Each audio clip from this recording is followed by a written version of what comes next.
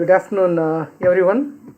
Myself, Nagendra Kumar, Assistant Professor, Government Degree College, K.R. Nagar, Mysore.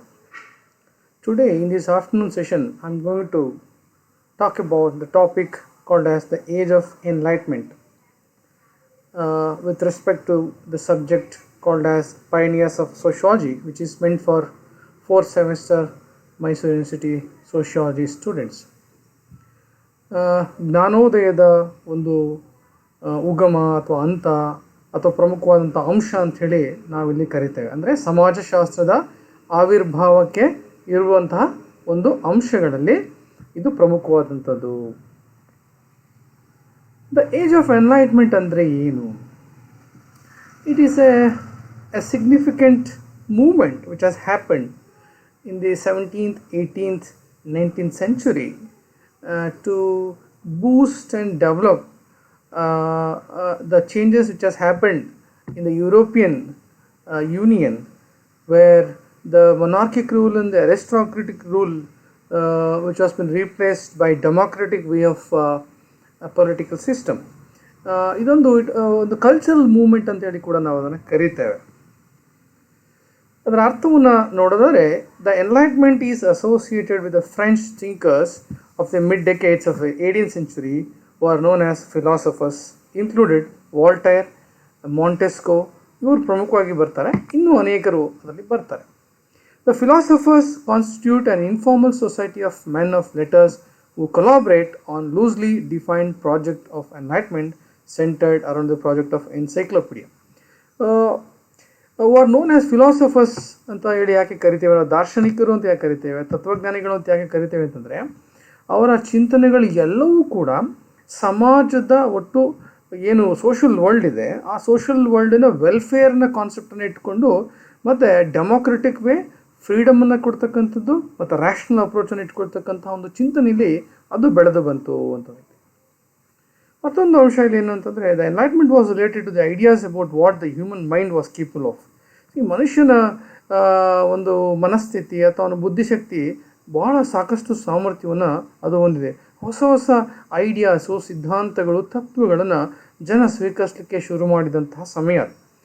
And what could be achieved through deliberate action and scientific methodology. ಯಾವಾಗ ಮನುಷ್ಯ ವೈಜ್ಞಾನಿಕವಾದಂಥ ಚಿಂತನೆಯನ್ನು ಅಳವಡಿಸ್ಕೊಳ್ಳೋಕ್ಕೆ ಶುರು ಮಾಡೋದೋ ಅಲ್ಲಿಂದ ಅವನು ಹೊಸತನವನ್ನು ಕಂಡುಕೊಳ್ಳೋದಕ್ಕೆ ಕಾರಣ ಆಯಿತು. ತನ್ಮೂಲಕವಾಗಿಯೇ ಸಮಾಜಶಾಸ್ತ್ರ ಅಂತಕ್ಕಂಥದ್ದು 1838-39 ನಂತರ ಅದು ಪ್ರಪ್ರಥಮ ಬಾರಿಗೆ ಬಳಕೆಯಾದರೂ ಕೂಡ ಅದು ಉದ್ಭವ ಆಗಲಿಕ್ಕೆ ಈ ಸಾಮಾಜಿಕ ಅಂಶಗಳು, ಆರ್ಥಿಕ ಅಂಶಗಳು, ರಾಜಕೀಯ ಧಾರ್ಮಿಕ ಅಂಶಗಳು ಪ್ರಮುಖವಾಗಿ ಕಾರಣವಾಯಿತು ಅಂತೇಳಿ. Many of the new enlightened ideas var political in nature. ರಾಜಕೀಯವಾಗಿ ಒಂದು ಆದರ್ಶದ ಪರಿಕಲ್ಪನೆ ಇಟ್ಕೊಂಡಂತಹ ಒಂದು ಚಿಂತನೆ ಆಗಿತ್ತು. These intellectuals began to consider the possibility that freedom and democracy were the fundamental rights of all people. ಅವರ ಮೂಲ ಆಶಯ ಏನು ಅಂತಂದರೆ ಜನರಿಗೆ ಸ್ವಾತಂತ್ರ್ಯ ಕೊಡ್ತಕ್ಕಂಥದ್ದು ಮತ್ತು ಪ್ರಜಾಪ್ರಭುತ್ವದ ರೀತಿಯಲ್ಲಿ ಮೌಲ್ಯಗಳನ್ನು ನಾವು ಅವರಿಗೆ ಕೊಟ್ಟಾಗ ಅದು ಅವರಿಗೆ ಮೂಲಭೂತವಾದಂಥ ಹಕ್ಕು ಅಂಥೇಳಿ ಪರಿಗಣಿಸಲ್ಪಡುತ್ತೆ ಅದು ಅಂತೇಳಿ. ಹಾಗೆ egalitarianism become the dominant value and it meant fair treatment for all people regardless of background. ಅವ್ರಿಗೆ ಯಾವುದೇ ಹಿನ್ನೆಲೆ ಇರಲಿ ಇರಲಿ ಎಲ್ಲರನ್ನೂ ಕೂಡ ಸಮಾನವಾಗಿ ನೋಡುವಂಥ ಒಂದು ಅವಕಾಶವನ್ನು ದ ಏಜ್ ಆಫ್ ಎನ್ಲೈಟ್ಮೆಂಟ್ ಕೊಟ್ಟಿತ್ತು. In Europe, Voltaire, Jacques Rousseau were the key contributor for the rise of enlightenment, especially the literature and philosophy. Rousseau was a very strong advocate of social reform. ಸಾಮಾಜಿಕ ಸುಧಾರಣೆಯ ಬಗ್ಗೆ ಅವರು ತುಂಬ ಅವಿರತವಾದಂತಹ ಪ್ರಯತ್ನಗಳನ್ನು ಮತ್ತು ಕೊಡುಗೆಗಳನ್ನು ನೀಡಿದ್ದಾರೆ. On behalf of the work of Rousseau on behalf of social empowerment and democracy, which is remarkable, very influential and very meaningful also.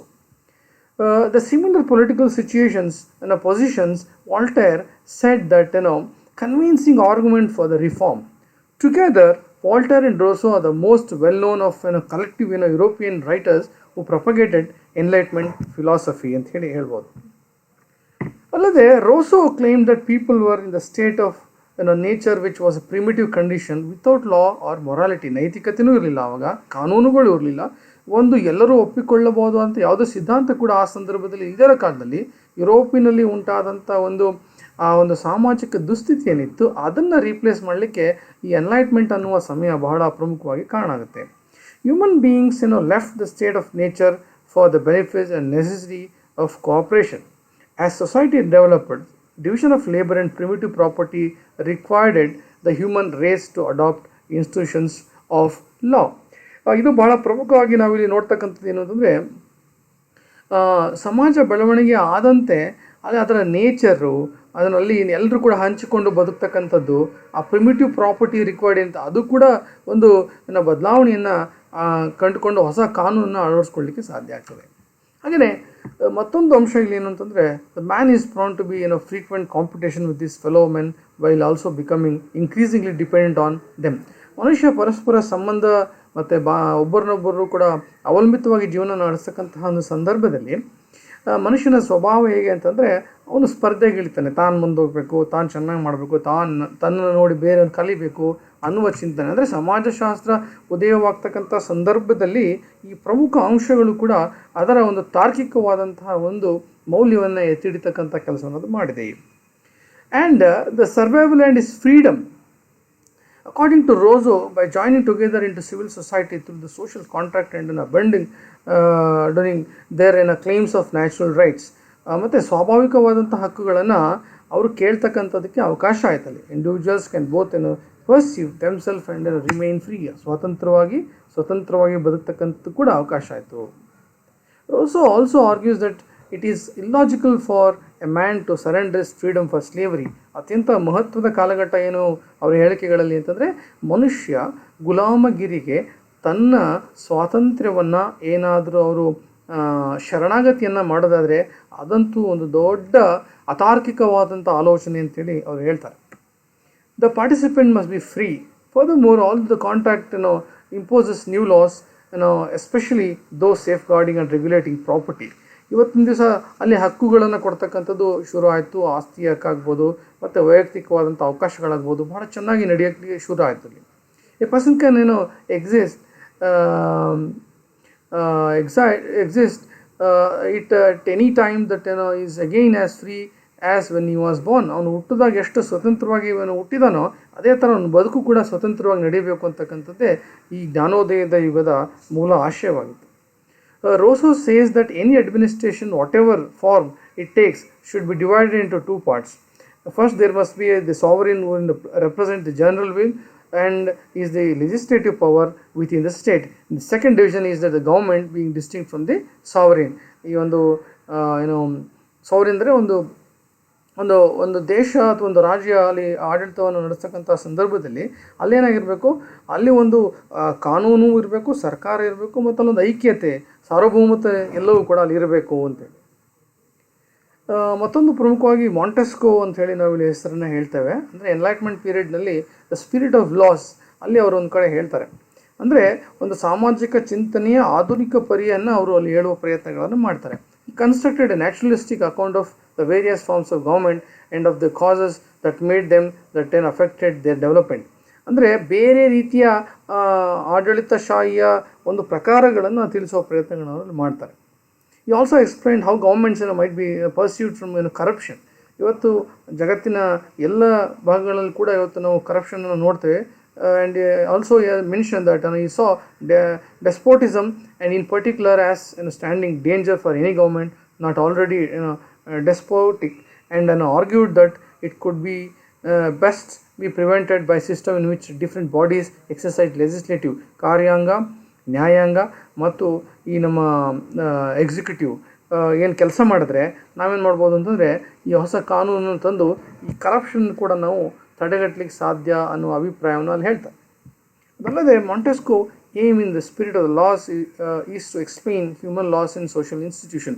ಸಾಮಾಜಿಕ ಸಂಸ್ಥೆಗಳನ್ನು ಕೂಡ ಅವರು ವ್ಯಾಖ್ಯಾನಿಸಲಿಕ್ಕೆ ಪ್ರಯತ್ನಗಳನ್ನು ಮಾಡ್ತಾರೆ. According to Montesquieu, instituted and sustained by God, positive laws in social institutions are created by fallible human beings who are subject to ignorance and error. ತಪ್ಪುಗಳು ಹಾಗೆ ಆಗುತ್ತೆ, ಆದರೆ ಅದನ್ನು ಸರಿಪಡಿಸ್ಕೊಂಡು ಮುಂದಕ್ಕೆ ಹೋಗಬೇಕು ಅಂತ. In his view, the key to understanding different laws and social system is to recognize that they should be adopted to a variety of different factors and cannot be properly understood unless one considered them in this light.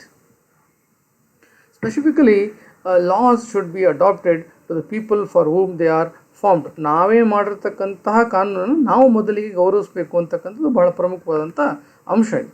When we consider legal and social systems in relation to various factors, Montesquieu believes that we will, ನಾವು ಅದನ್ನು ಮಾಡ್ತೀವಿ ಅನ್ನೋದು ಅವರ ನಂಬಿಕೆ ಆಗಿತ್ತು. Also he says that there are 3 types of governments: Republican governments, monarchics and despotisms ಇರ್ಬೋದು. The Republican government can be either democratic or aristocratic. Okay.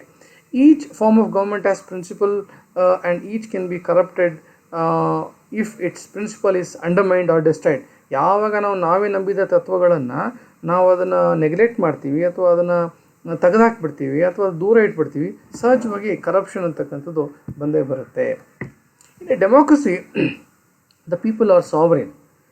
They may gown through ministers and be advised by the Senate, but they must have some power choosing their ministers and senators for themselves. ನಮಗೆ ನಾವು ಆಯ್ಕೆ ಮಾಡ್ಕೊಳ್ಬೋದು ಯಾರು minister ಇರಬೇಕು ಹೇಗೆ ಅಂತೇಳಿ. ಅಂದರೆ ಡೆಮೋಕ್ರಸಿಯಲ್ಲಿ ಅದು ಸಾಧ್ಯ ಆಗ್ತದೆ. The principle of democracy is political in nature, by which Montesquieu means that the love of the laws and of our country, including its democratic constitution. Okay, the form of democratic government makes the laws governing suffrage and voting fundamental. ಇವತ್ತು ಚುನಾವಣೆ ಮೂಲಕವೇ ನಾವೊಂದು ಪ್ರಜಾಪ್ರಭುತ್ವ ಮಾದರಿಯ ಸರ್ಕಾರವನ್ನು ತರಲಿಕ್ಕೆ ಸಾಧ್ಯ ಆಗ್ತದೆ. Democracy must educate its citizen to identify their interest with the interest of their own country. ಆ ದೇಶ ರಾಜ್ಯದ ಆಸಕ್ತಿ ಏನಿದೆ ಅದಕ್ಕೆ ಅನುಗುಣವಾಗಿ ನಾವು ಅವ್ರನ್ನ ಆ ದೇಶದ ಜನರನ್ನು ನಾವು ಎಜುಕೇಟ್ ಮಾಡಬೇಕಾಗಿದೆ, ಶಿಕ್ಷಣ ಪಡೀಲಿಕ್ಕೆ ಅವ್ರನ್ನ ಮುಂದೆ ತರಬೇಕಾಗಿದೆ. And should have senses to first its mores, ಅಂದರೆ ಅವರ ನೀತಿ ನಿಯಮಗಳನ್ನು ಫಾಲೋ ಮಾಡೋದು ಅಂಥೇಳಿ. Its territory should be small so that it is easy for citizens to identify with it and make it difficult for private interest to emerge. One more significant stalwart when we talk about the Enlightenment, that is Saint Simon's contribution to the age of Enlightenment, where he fell between Enlightenment and counter-Enlightenment ideas. Through the study of Western history, he believed in rational progress through scientific thought. ವೈಜ್ಞಾನಿಕ ಚಿಂತನೆಯಲ್ಲಿ ವೈಚಾರಿಕತೆಯನ್ನು ಮೈಗೂಡಿಸ್ಕೊಂಡು ನಾವು ಮುಂದಕ್ಕೆ ಹೋದರೆ ನಾವೇನು ಮಾಡ್ಬೋದು, ಒಂದು ಹೊಸ ಸಮಾಜವನ್ನು, ಒಂದು ಕೈಗಾರಿಕಾ ಸಮಾಜವನ್ನು, ವೈಜ್ಞಾನಿಕ ಸಮಾಜವನ್ನು ನಾವು ಅನ್ವೇಷಣೆ ಮಾಡಲಿಕ್ಕೆ ಸಾಧ್ಯ ಆಗುತ್ತೆ ಅಂಥೇಳಿ ಅವರ ಅಭಿಪ್ರಾಯವಾಗಿತ್ತು. And Saint Simon had introduced the concept of industrialization and return of social development and differentiation. He analyzed how elites must adopt to social development. ಯಾವಾಗಲೂ ಕೂಡ ಶ್ರೀಮಂತ ವರ್ಗ ಅಥವಾ ಮಾಲೀಕ ವರ್ಗ ಏನಿದೆ ಅವರುಗಳು ಈ ಸಾಮಾಜಿಕ ಒಂದು ಅಭಿವೃದ್ಧಿಯಲ್ಲಿ ಅವರು ಹೆಚ್ಚಿನ ಪಾತ್ರವನ್ನು ವಹಿಸಬೇಕು ಅಂತೇಳಿ ಅವರ ಅಭಿಪ್ರಾಯ ಇರ್ತದೆ. ಈ wrote of the role of classes in history, ಆ ವರ್ಗಗಳ ಒಂದು ಪಾತ್ರದ ಕುರಿತು ಕೂಡ ಅವರು ಅಲ್ಲಿ ಹೇಳಿಕೆಯನ್ನು ಕೊಡ್ತಾರೆ. He took up common values and their consequences for the society. He distinction between stable structure and those that have not it crystallized.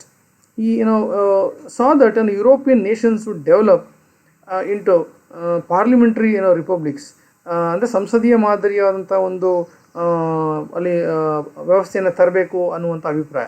Even believe in a European parliament. Okay, then he also primary figure of socialism, ಸಮತಾವಾದ, ಸಮಾಜವಾದ ಅಂತ ಏನು ಕರಿತೀವಿ, ಅದರ ಬಗ್ಗೆಯೂ ಕೂಡ Saint Simon ಅಲ್ಲಿ ಒಂದು ಅಭಿಪ್ರಾಯವನ್ನು ವ್ಯಕ್ತಪಡ್ತಾರೆ. Which is also known as utopian socialism when it sought to establish cooperative model societies. Utopia ಅಂತಂದರೆ ನಾವಿವತ್ತು ರಾಮರಾಜ್ಯ ಅಂತ ಏನು ಪರಿಕಲ್ಪನೆ ಇಟ್ಕೊಂಡಿದ್ದೇವೆ, ಎಲ್ಲರೂ ಕೂಡ ಸುಭೀಕ್ಷವಾಗಿರ್ತಕ್ಕಂಥ, ಎಲ್ರಿಗೂ ಅವಕಾಶಗಳು ಸಿಗ್ತಕ್ಕಂಥದ್ದಾಗ್ಬೋದು, ಅಸಮಾನತೆ ಇಲ್ಲದೇ ಇರ್ತಕ್ಕಂಥ ಒಂದು ಕಾನ್ಸೆಪ್ಟ್, ಅದು ಆದರ್ಶ ರಾಜ್ಯದ ಪರಿಕಲ್ಪನೆ ಅಂಥೇಳಿ ನಾವು ಅದನ್ನು ಆವತ್ತಿನ ಕಾಲಕ್ಕೆ ಉಟೋಪಿಯನ್ ಅಂತೇಳಿ ಕಾನ್ಸೆಪ್ಟನ್ನು ನಾವು ತರ್ತೇವೆ. This movement emerged when Western Europe embarked on modernization. It belongs to the period when factories become the new predominant institution in certain expensive local communities. ಯಾವಾಗ ಅಲ್ಲಿ ಕೈಗಾರಿಕೆಗಳು ಬರಲಿಕ್ಕೆ ಪ್ರಾರಂಭವಾಯಿತು, ಆಧುನಿಕತೆಯು ತಾನಾಗಿ ಅದರ ಮೂಲಕವಾಗಿ ಬಂತು. And also household and workplace were then separated. And ಅಲ್ಲಿ ನಾವು ಕೆಲಸ ಮಾಡ್ತಕ್ಕಂಥ ಜಾಗ ಮತ್ತು ವಾಸ ಮಾಡ್ತಕ್ಕಂಥ ಜಾಗ ಎಲ್ಲವೂ ಕೂಡ ಅದು ಬೈಫಿಕೇಟ್ ಆಗುತ್ತೆ, ಸಪ್ರೇಟ್ ಆಗುತ್ತೆ, ಬೇರೆ ಬೇರೆ ಆಗುತ್ತೆ. And the towns and their slums become the everyday sitting for the people who earlier lived in the village. ಯಾರು ಈ ಹಿಂದೆ ಹಳ್ಳಿಗಳಲ್ಲಿ ವಾಸ ಮಾಡ್ತಾಯಿದ್ರು ಅವರಿಗೆ ಅಲ್ಲಿ ಒಂದು ಸ್ಲಮ್ಮು ಕೂಡ ಆಟೋಮೆಟಿಕಲಿ ಅಲ್ಲಿ ಕ್ರಿಯೇಟ್ ಆಯಿತು ಅಂತೇಳಿ. ಇಷ್ಟು ಅಂಶಗಳನ್ನು ನಾವು ಚರ್ಚೆ ಮಾಡಿದ್ರೆ ತದನಂತರದಲ್ಲಿ ಆಕಾರ ಗ್ರಂಥಗಳೇನಿದೆ, ಬಿಬ್ಲಿಯೋಗ್ರಫಿ ಇದೆ, ರೆಫರೆನ್ಸ್ ಇದೆ, ತಾವು ನೋಡಿಕೊಂಡ್ರೆ ಹೆಚ್ಚಿನ ಒಂದು ನಿಮಗೆ ಗ್ರಹಿಕೆ ಆಗುತ್ತೆ ಅಂತ ಹೇಳಿ ನನ್ನ ಭಾವನೆ. Thank you one and all.